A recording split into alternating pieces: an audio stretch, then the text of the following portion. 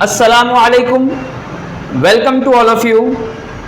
आज हम एक ऐसी सीरीज़ के बारे में आपको बताने जा रहे हैं जिसमें डेली एक ऐसे मुस्लिम साइंटिस्ट को लेकर उसकी बायोग्राफी और उसके इन्वेंशंस के बारे में डिस्कस करेंगे जो सिर्फ और सिर्फ हिस्ट्री का पार्ट बन के रह गया है और धीरे धीरे बच्चे बड़े सभी उन्हें भूलते जा रहे हैं। Myself Zariful Huda, I am also an educator located in Mumbra. अभी एडवर्टाइज हो जाएगा ना नहीं नहीं तो कट करेंगे बीच से। Myself Zariful Huda, I am also an educator.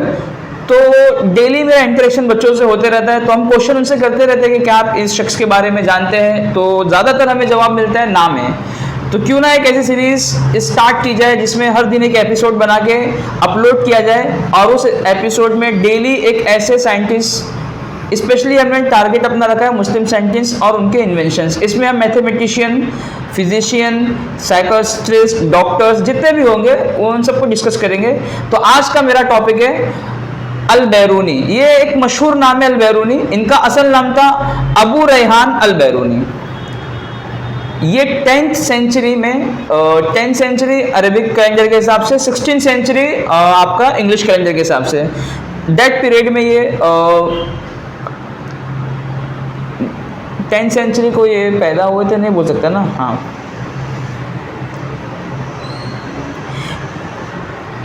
मेरा आज का टॉपिक है अल बैरूनी। एक मशहूर नाम है ये। इनका पूरा नाम था अबू रेहान अल बैरूनी।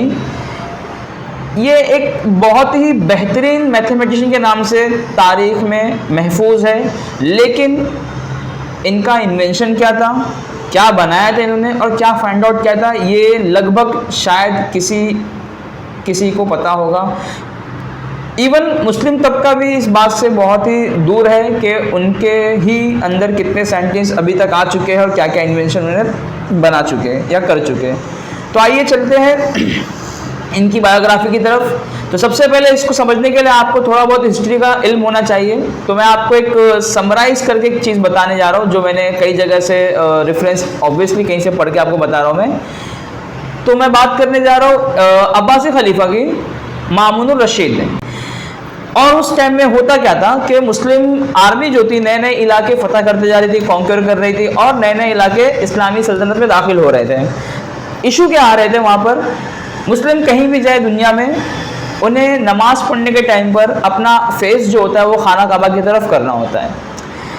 तो दूसरी कंट्री से किस डायरेक्शन में, जैसे आप हिंदुस्तान में रहते हो आप वेस्ट की तरफ मुँह करते हो क्योंकि उस डायरेक्शन में खाना काबा पड़ता है, लेकिन आप जैसे कंट्री चेंज करोगे तो ये डायरेक्शन भी चेंज होती है। कभी कोई कंट्री से इसका डायरेक्शन ईस्ट भी है, कहीं से साउथ भी है, कहीं से नॉर्थ भी है। मतलब ये 360 डिग्री में पूरा घूमता है डायरेक्शन, क्योंकि ज़मीन आपको मालूम है कि स्फेरिकल है। तो जहाँ जहाँ जो कंट्री होगी वहाँ से उसका डायरेक्शन चेंज होगा। तो अब इसके लिए चाहिए क्या, इसके लिए चाहिए सबसे पहले ज़मीन की मालूमात चाहिए इन्हें, कर्वेचर की। मतलब ज़मीन का कर्वेचर कैसा है, कहाँ पे बैंड है, कितना डिग्री से घुमा है, तो कहाँ से खाना काबा किस एंगल से देखने पे पड़ेगा। ये एक सबसे पहला टास्क था, टू फाइंड द डायरेक्शन। हाँ, खाना काबा का डायरेक्शन फाइंड करना था दैट टाइम। सेकेंड प्रॉब्लम ये आया था, जो खलीफा था मामूनुर रशीद, इसको ये भी चेक करना था कि उसकी ममलिकत जो है, जो उसका एम्पायर है वो कितना बड़ा है, यानी कितने कंटिनेंट पर या कितने स्क्वायर मील पर, ऐसा मैं बोल सकता हूँ आपको, या कितने स्क्वायर मीटर पर, कितना एरिया बेसिकली क्या है। तो उसको ज़मीन का सरकमफ्रेंस भी चाहिए था कि कितने अहाते में उसकी हुकूमत फैली हुई है। तो ये दो काम थे। इस काम के लिए इसने टीम को बनाया, एक टीम तश्कील दी जिसको उसने टास्क ये दिया। अच्छा, उसने जमा किया था उस वक्त के बेहतरीन मशहूर जितने भी स्कॉलर थे उनको उसने जमा किया, जिसमें एक बहुत ही मशहूर नाम है अबू रेहान अल बैरूनी, जो मेरा आज का टॉपिक है, जो मैं आपको शुरू में पहले बता चुका हूँ। ये एक मैथमेटिशियन के नाम से ज़्यादा मशहूर है, लेकिन इनकी कमांड सिर्फ मैथमेटिक्स में नहीं थी, ये और भी दीगर 10 उलूम के माहिर थे, जो मैं आपको वन बाय वन करके बताऊंगा अभी धीरे धीरे। लेकिन पहले ये समझ लीजिए आपके इन्होंने किया क्या। इन्होंने सबसे पहले ज़मीन का रेडियस ढूंढा। ज़मीन का रेडियस इन्होंने जो ढूंढा 10th सेंचुरी में, वो इतना एक्यूरेट था, वो इतना प्रिसाइज था कि अभी जो हमने टेक्नोलॉजी आने के बाद जो स्पेस से फोटो लेके जो रेडियस को कैलकुलेट किया गया है, उस रेडियस जो उन्होंने निकाला था और आज का रेडियस आप जो ग्रेविटेशन में पढ़ चुके हैं, आर का वैल्यू 6.4 इंटू 10 का पावर 5 जो भी था मीटर में, और अगर 6400 का होगा तो किलोमीटर में 6400 किलोमीटर, 3 0 बढ़ा तो 2 मीटर में बन जाएगा।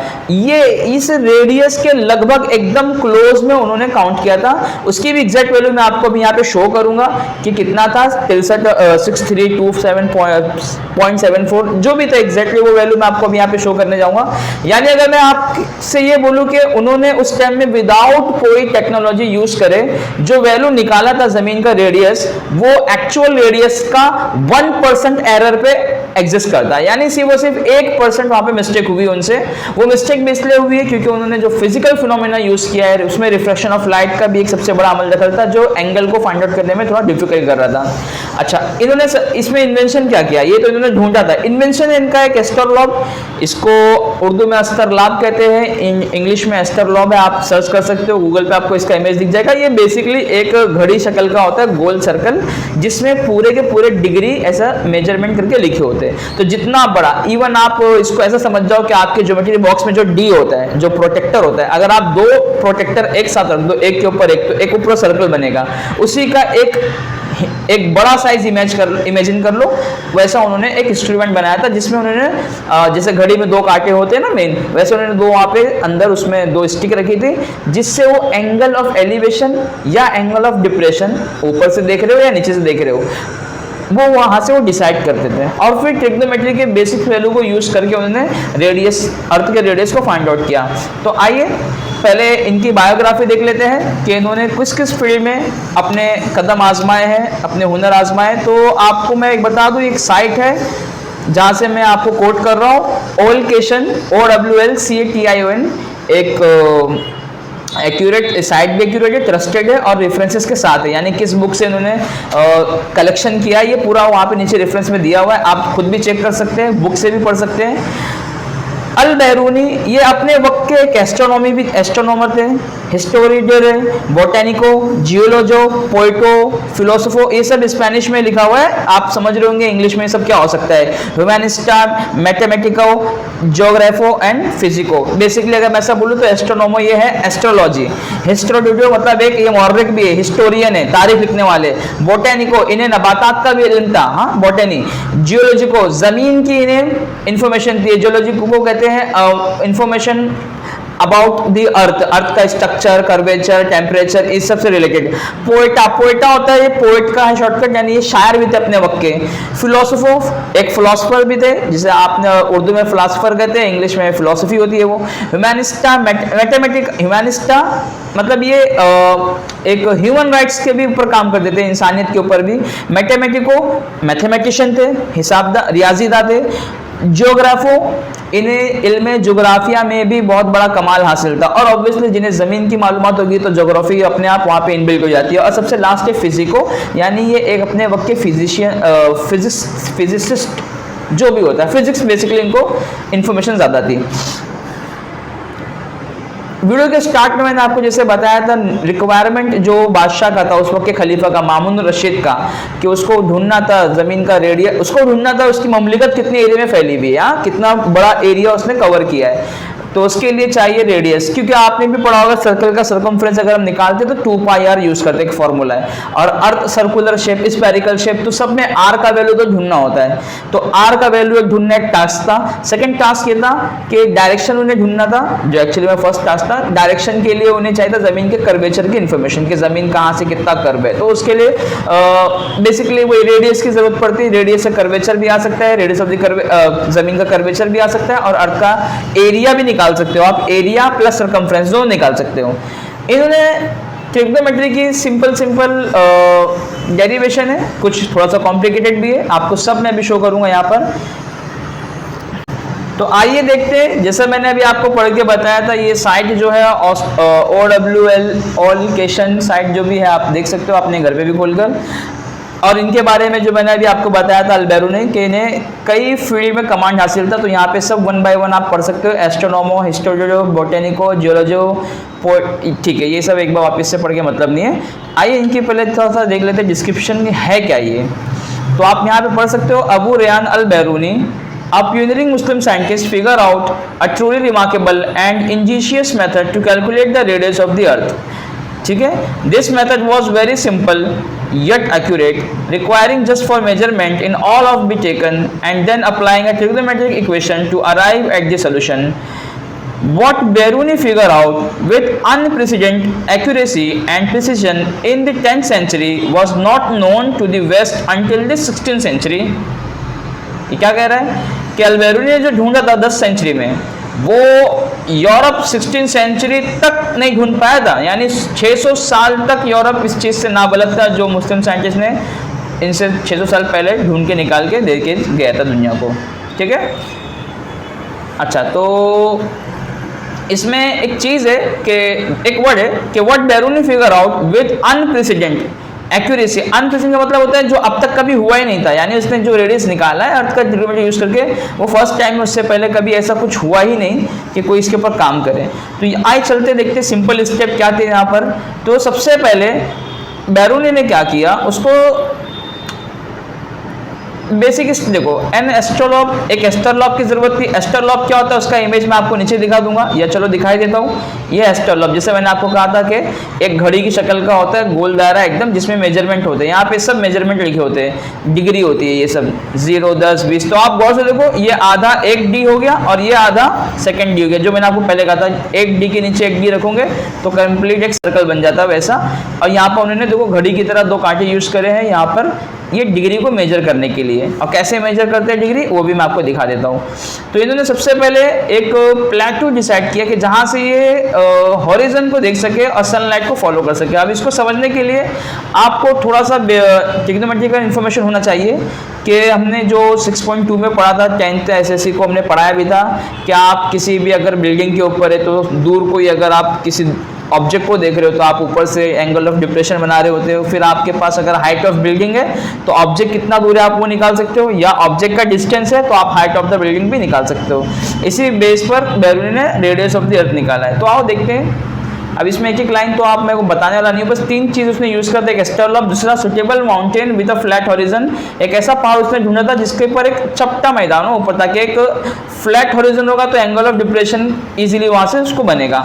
एंड थर्ड उसने उसको चाहिए था रिक्वायरमेंट नॉलेज ऑफ ट्रिग्नोमेट्री। बेटा जो थर्ड पॉइंट है ना, ये कई बच्चों का क्वेश्चन भी है, कई बच्चों के क्वेश्चन का आंसर है बेसिकली। इवन ये मेरा भी क्वेश्चन था स्कूल टाइम में कि हम जो सीख रहे हैं ये सब ट्रिग्नोमेट्री या फिर जो भी मैथमेटिक्स के अंदर जो चैप्टर थे, हमें इसका यूज़ कहाँ पर है। मतलब हम बच्चे आपस में करते हैं ना मस्ती मजाक में, के बाद में तो यूज से प्लस माइनस होता है, पैसा गिनना है, डिवाइड मल्टीप्लाई प्लस माइनस, तो ये सब कहाँ, ये सब क्यों पढ़ाते हैं स्कूल में। तो देखो ये सब पढ़े हो, अगर आप ये सब पहले से आपको मालूम होता तो आप भी कुछ ना कुछ डिस्कवर कर लेते, लेकिन चूंकि आपने पढ़ाई को समझा ही कुछ नहीं है, इसलिए अभी एक अलग मौजू हो जाएगा, इसको फिलहाल स्किप करते हैं हम। नेक्स्ट पॉइंट पे चलते हैं, इन्होंने किया क्या। तो देखिए ये जो उन्होंने पहाड़ सेलेक्ट किया है ना, यहाँ पे इसका इमेज भी ये है एस्ट्रोलॉब यूज करने का तरीका। सबसे पहले इन्होंने माउंटेन की हाइट निकाली है, क्योंकि माउंटेन को भी नापना, देखो विदाउट किसी इंस्ट्रूमेंट के सिर्फ एक एस्ट्रोलॉब बना के माउंटेन की हाइट ढूंढी। ये माउंटेन है यहाँ पर, ये जो स्टार है ना, यहाँ सपोज एक लाइन में खींच दूँ तो ये एक माउंटेन बन रहा है, ज्यादा कैमरा हिल रहा है। ये देखो ये है एंगल ऑफ एलिवेशन, यहाँ ये आपने 10 में पढ़ा है। नीचे से अगर कोई ऊपर की ऑब्जेक्ट को देखेंगे तो बनता है एंगल ऑफ एलिवेशन। तो यहाँ पर आएगा थीटा, ये कितना आएगा थीटा, वो एस्ट्रोलॉब आपको कैलकुलेट करके बताएगा, इसलिए उसने ये एस्ट्रोलॉब बनाया था। और ये आपका तो जमीन हो गया, तो ये हॉरिजन है, फ्लैट सरफेस जो है। इस तरह से पहले पहाड़ की हाइट निकाला है, वो भी इमेज में आपको दिखा देता हूँ कि पहाड़ की हाइट ढूंढने का तरीका। ये आप देख सकते हैं सिंपल ट्रिग्नोमेट्री का, यहाँ पे फॉर्मूला यूज किया इन्होंने, h equal to D tan theta 1 into tan theta 2 upon tan theta 2 minus tan theta 1। देखो ये जो ग्रीन पार्ट आपको दिख रहा है ये पहाड़ है। पहाड़ की आपको मालूम है कि बीच में अगर मैं एक लाइन खींच लूँ इमेजिनरी तो एक परपेंडिकुलर हाइट हो जाएगी, जो कि एक्चुअल हाइट होगी पहाड़ की। लेकिन एकदम बीच में से तो मैं इसको मेजर कर नहीं सकता, ऊपर से पहाड़ की जो लेंथ होती है अच्छी खासी होती है, तो इतना लंबा रस्सी मेजर पट्टी तो मिलती भी नहीं है। तो ये पॉसिबल उस वक्त में तो नहीं है, और अभी भी मैं बोलूँ तो नहीं ही होगा, क्योंकि एग्जैक्टली बीच से आप कैसे निकालोगे परपेंडिकुलर हाइट। आप तो ऐसा चढ़ के जाओगे ना पहाड़ के ऊपर, तो आप रस्सी लेके भी गए अगर बड़ी सी, तो आप ऐसा नापोगे, that is a curve height, इसको स्लैंट हाइट भी मैं बोल सकता हूँ एक हिसाब से। तो ये निकलेगा ना कि परपेंडिकुलर हाइट। तो उन्होंने सबसे पहले जमीन पे 2 पॉइंट सिलेक्ट करे, जहां से पहाड़ का जो चोटी है, ये जो ऊपर की जो एपेक्स है वो क्लियर दिखता होगा। तो एक बार वो यहाँ से उसको देखे और थीटा निकाल लिए, और एक बार थोड़ा सा पीछे गए और वहां से निकाल लिए। अब देखो ये पॉइंट से ये पॉइंट तक जब मैं खुद से चल के जा रहा हूं तो ये तो एक फ्लैट सरफेस पे हो रहा है जमीन पे तो इसका डिस्टेंस तो मैं कैलकुलेट कर लूंगा। तो यहाँ का डिस्टेंस मुझे नोन है, डी का वैल्यू नोन है, थीटा का वैल्यू भी नोन है क्योंकि यहाँ पे एस्टर मैंने लगाकर इसका एंगल कैलकुलेट कर चुका हूँ और एस्टर फिर यहाँ लगाकर इसका भी एंगल कैलकुलेट कर चुका हूँ। तो θ1, θ2 और d ये तीन चीजें नोन है, h सिर्फ अननोन है।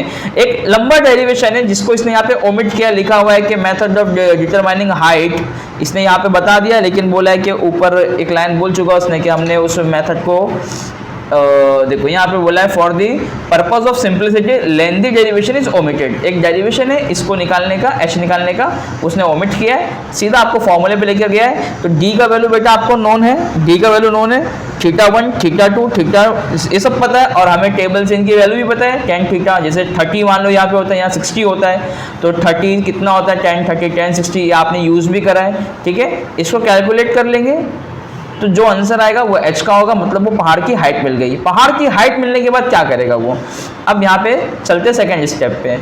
उसने एक ऐसा पहाड़ ढूंढा जहाँ पे सामने दूर तक कोई बस्ती ना हो, यानी कोई घर ना हो, एक चपटा मैदान हो, फ्लैट हो, क्योंकि जब सन डूबेगा, देखो मैं आपको यहाँ पे समझाने का ट्राई तो करता हूँ। ये अर्थ है, अर्थ के सेंटर से जो भी लाइन जाती है सरकमफ्रेंस पे वो कहलाती है रेडियस। तो ये जो लाइन है ये रेडियस है और अगर मैं इस पे एक टेंजेंट ड्रॉ करूँ, आपने सर्कल में पढ़ा है टेंजेंट, रेडियस टेंजेंट होता है परपेंडिकुलर, तो मतलब सी पे बनेगा एंगल 90 डिग्री, ठीक है।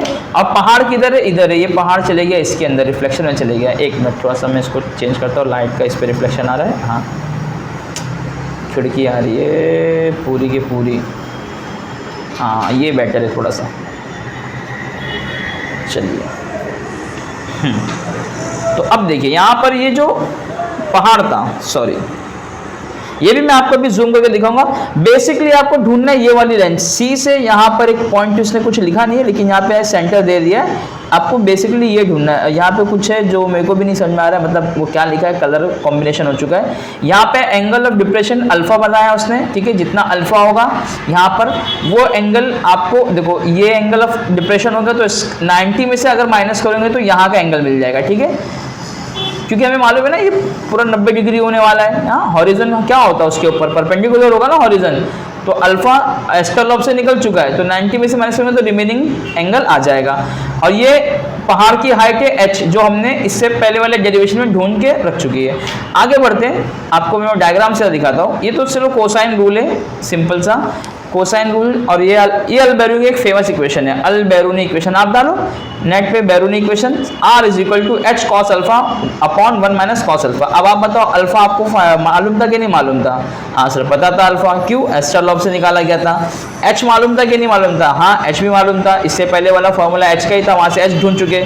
अब जब आपके पास ये दोनों नोन है तो मान लो अल्फा आता है 30 तो और h आता है 10, तो 10 इंटू कॉस 30 का जो भी वैल्यू होगा, हाँ वो आप मल्टीप्लाई करोगे 10 से और अपॉन में 1 माइनस कॉस 30, तो 1 में से माइनस करोगे फिर इसको इससे डिवाइड करोगे तो r आएगा रेडियस। और यही इन्फॉर्मेशन उसने यूज करके निकाला था जमीन का, अर्थ का रेडियस, जो कि एग्जैक्टली 99% सेम है, 1% सिर्फ थोड़ा सा चेंज हुआ उसके अंदर। तो क्या ही मतलब ऊंचे लेवल का दिमाग था और क्या ही अल्लाह ने कैसे कैसे दिमागदार पैदा किए थे, उस बारे में तो मैं नहीं कुछ कमेंट कर सकता। ये एक सिंपल कोसाइन रूल है, आप 11th अगर 12 के स्टूडेंट हो मैथमेटिक्स के तो ये कोसाइन रूल आपको पता होगा, ठीक है। और मैं इसमें एक डायग्राम और है वो दिखाना चाह रहा था, ठीक है, वो देखता हूँ मैं कहाँ मिलती है वो डायग्राम, जिसमें उसने बताया है कि कैसे आप इसको ढूंढ सकते हो पूरा।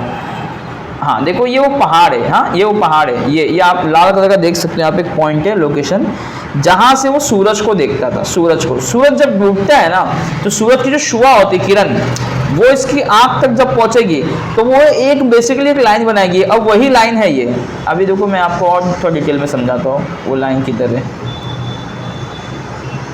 जो सन का ये है वो पहाड़, पहाड़ भी देख लो बेटा, ये है वो पहाड़, ठीक है, जिसके ऊपर एक चपटा मैदान आपको दिख रहा है पूरा। बाहुबली मूवी में जैसे आपने देखा होगा कि ऊपर चढ़ते पहाड़ के ऊपर तो पूरा गांव बसा होता है, वैसे एक इस फ्लैट हॉरिजॉन्टल एक प्लेटू है, तो सामने क्या है, इसके सामने इसके एक तवील मैदान है, खाली मैदान एकदम, ये आप देख सकते हो। ये दोनों पहाड़ के बीच में जो रास्ता जा रहा है एकदम एम्प्टी है एंड तक। तो लास्ट में क्या दिखेगा उसको, ऐसा लग रहा है कि आसमान ज़मीन में ऐसा मिल रहा है, उसी को हॉरिजॉन कहते हैं हम। तो जब सन यहाँ पहुँचेगा डूबने के टाइम पे है ना, तो यहाँ से जो लाइट पहुँच रही होगी, वो जो लाइट को सन को देखने का जो एंगल बनेगा, मुझे मैं अभी ऊपर से कहाँ देख रहा हूँ, नीचे देखूंगा तो एंगल ऑफ डिप्रेशन बनेगा।